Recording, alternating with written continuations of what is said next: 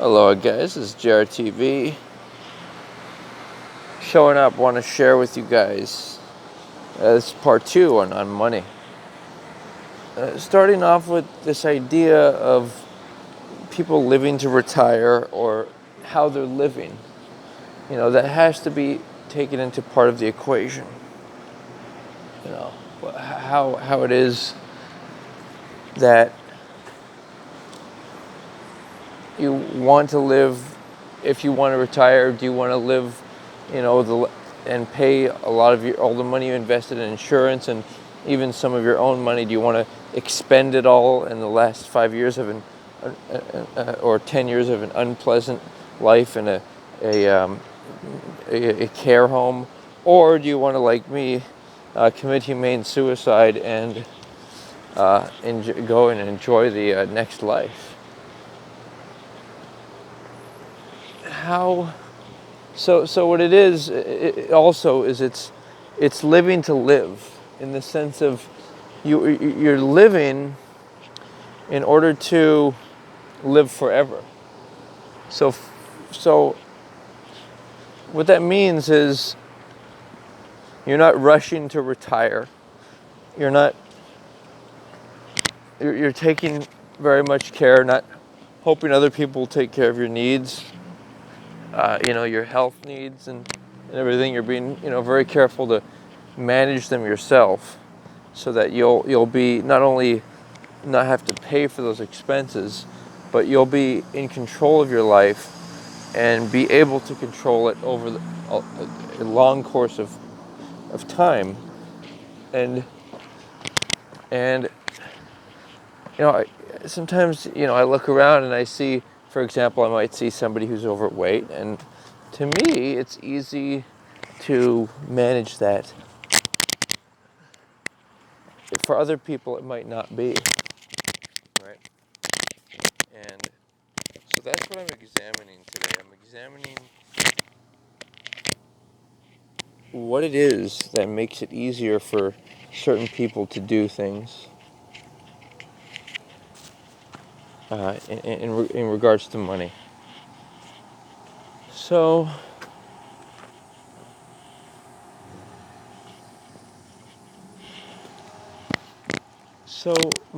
money is... Oh, and on a side note, I should say that I think money would be better if, and also I should say that the idea of having silver and gold being the world currency, or having a one world currency, I think is just as bad as having, say, there's more chance for it to be manipulated than for example, individual countries and their individual currencies. Just like I think like separate borders allows for less likelihood for there to be a monopolization of power throughout the world in some type of one world government. That's something I feel is worth being avoiding. But I think also I think that money should be more respected, in the sense of it should be non-denominational. It shouldn't have, for example, reference to a quote-unquote Christian God on it, in God we trust. Rather, it could say something like, perhaps, in independence we trust, or in opportunity we trust, something to that effect. And the money itself could also not have this pyramid all-seeing eye that, what's that all about, right? So I just left the theaters. I saw the Joker movie. I'm in the Ward Village area in Honolulu, Hawaii. And things are nice here. But, I want to illustrate the contrast between rich and poor, in the sense of discipline, and also in the sense of is it money that you want? Like, how much money do you want? And that really, I think, is the question. It's a simple question of what type of lifestyle do you want to live, and how, what's the associated cost of it?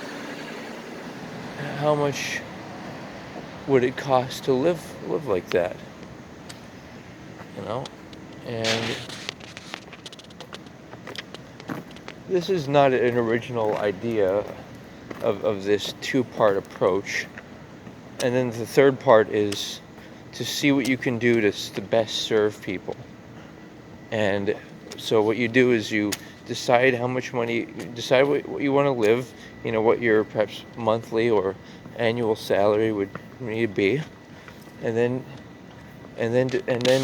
start serving people. And if you're not making money, then derive creative ways to even better serve people, or better improve your skills or your services or whatever products and services you're dealing with.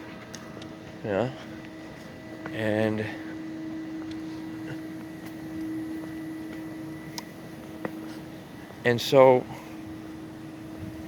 let's see here. What else?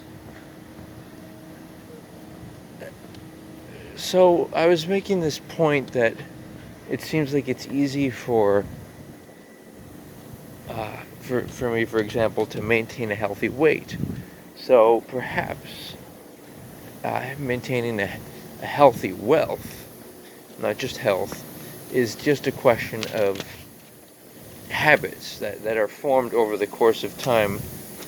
And on a side note, I really feel that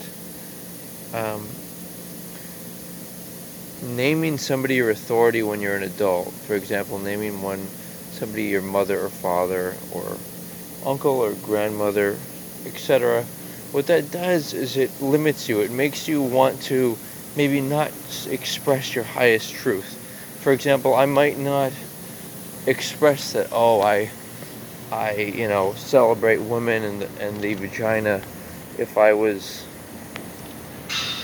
I labeled people my authority, like if I labeled somebody a father, for example, then I might restrict, on a psychological, mental programming type of a level, that might restrict me from my truest, most authentic expression. And you might say, well, do I love X, Y, and Z, these biological family? Well, I don't feel obligated to A and B. B is my definition of love is having mutual love for mutual dreams. I think people make the mistake of following their feelings, and just because something feels good, it may just be because it's familiar. Familiarity does not equate to good. The ego sometimes makes that mistake of combining those. The ego also thinks that just because something feels good, then it's worth doing. And we know that not to be the case, because we know that casual sexual encounters can lead to not only physical ailments, but even worse, psychological burdens, memories that you don't want, and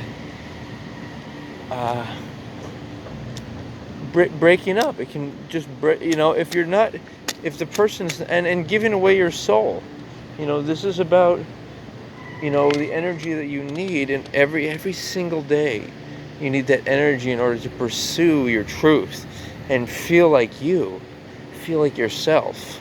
It's an everyday process, and so it's imperative to work on it. And there's this concept that's described in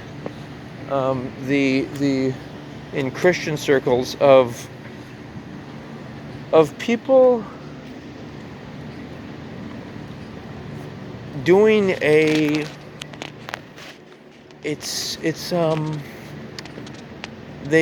repeat. It's like it's not enough to just believe, or, like, for example, what I'm saying. You have to repeat it every day kind of like a mantra, or you're repeating something, so it programs you're programming your own mind. And it's that repetition of, they say, for example, they say always read the quote unquote Bible, for example. The reason for that is because you have to constantly be creating a realm, a verbal realm. uh, okay. And and and that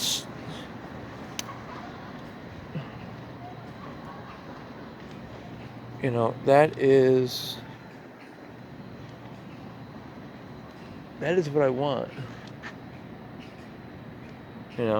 Another thought I felt worthy of mention. Obviously, I'm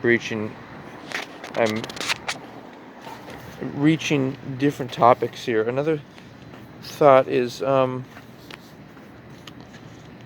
as we know, any idea that the the the implication that somehow, uh, I'm talking about sex organs, the implication that one is better than the other, penis or vagina.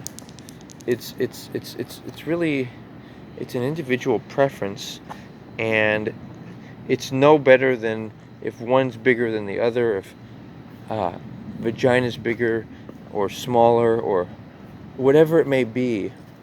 It's it's up to the individual. Um, like me, for example, I find, I prefer women with a smaller breast size. I feel like breasts interfere, and some things are visually appealing, like certain sized body parts, or cars, or houses, or whatever. But they're so, um, they may be impractical, or not functional, or a burdensome. And how does this relate to money, though? Like, what motivates people? That's how it. It's like, there are two types of people in this world. I think two types of men, or people. Those who seek others to meet their needs, desires, and wants, which just implies that they're not able to figure themselves out. They're not able to. They're too poor to meet their own needs. Um, and these types of people are people like, men who want to, uh, excuse me, marry a woman younger than them, who that's what they hope for. Um, that's not really,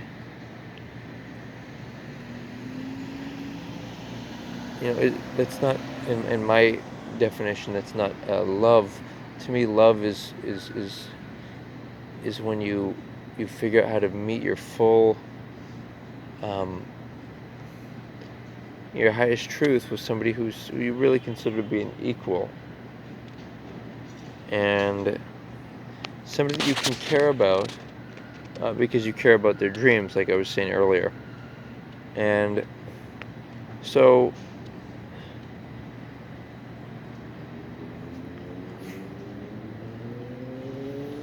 let's see. So money, is your energy, and it's stored energy, um, to be used to pursue what you want in life.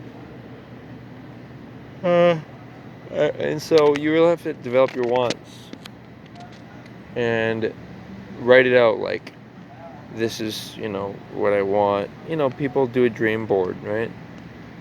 And they have this idea of, this is what I want, and and say I'm worthy of it. willing to do what it takes in order to get it. And just, you start to really know yourself and uh, see what you're really about. Yeah. And so, yeah,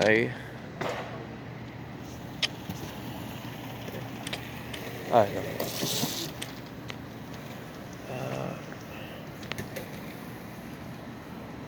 So yeah, all good stuff. Yeah. Thanks for tuning in, guys. Aloha.